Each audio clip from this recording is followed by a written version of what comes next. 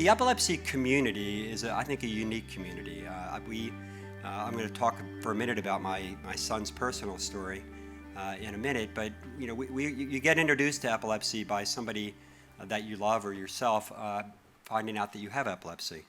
And it's a very challenging condition. It's one where there's a unique uncertainty that lives with you forever, as long as you have epilepsy, and it lives with the people who are around you. Uncertain about what to do to help you, uncertain about your condition and how you will do on any one given day.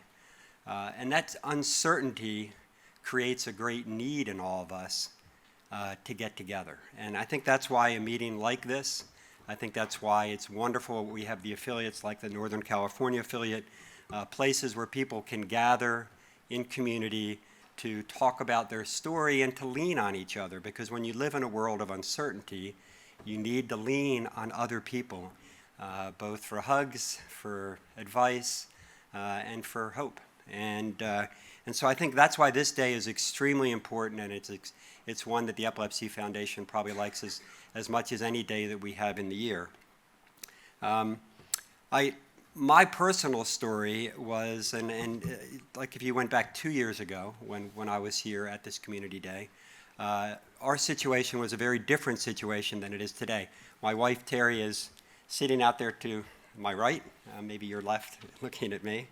And when we were here 2 years ago, our son, who had started having focal seizures when he was about 8 years old, and generally was very fortunate that he lived, I would say, a relatively normal life outside of the issues of the side effects of some of his medicine, had gone to college, had done reasonably well, but his seizures began to get worse, and he began to go from having the focal aware or simple partial seizures to complex partial seizures and focal unaware, where his head would turn and it would be a little bit more embarrassing, but in general he was still living a relatively normal life. And then at age 25, so 2 years ago, 2.5 years ago, he started to have grand mal seizures. And it was unique for him. He had had one earlier in his life, but he had generally not had grand mal seizures. He hadn't, as he said later, had seizures that made him feel disabled. He had one in a train, he had one in a train station. He hit his head in the bathroom and had concussions, things that we as parents had not experienced. We had not experienced that part of epilepsy.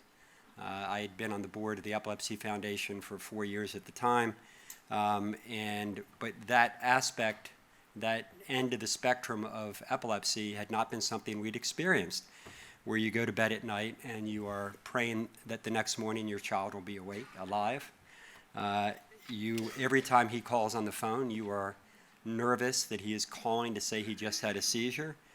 He had just gotten engaged at the time, and every phone call that we got from his fiancée we knew was something bad had happened.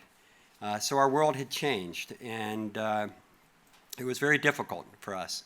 And I got to experience the uncertainty and pain that I had heard from so many people like you all and from people on our board who'd had a very difficult time with epilepsy.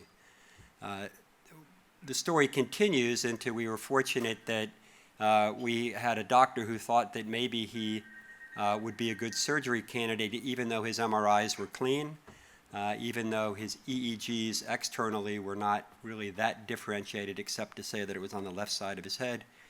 And they did an intracranial EEG about 1.5 years ago, and they concluded that his seizures were all coming from one spot. And they thought he was a good candidate. And so again, that's a technology, the intracranial EEG that he used is something that's relatively new in the last 5 or 10 years. So it's a technology, and those types of technologies are here to help people living with epilepsy today. So he went in for the surgery about 16 months ago, and we did talk to him this morning, and he is still seizure-free.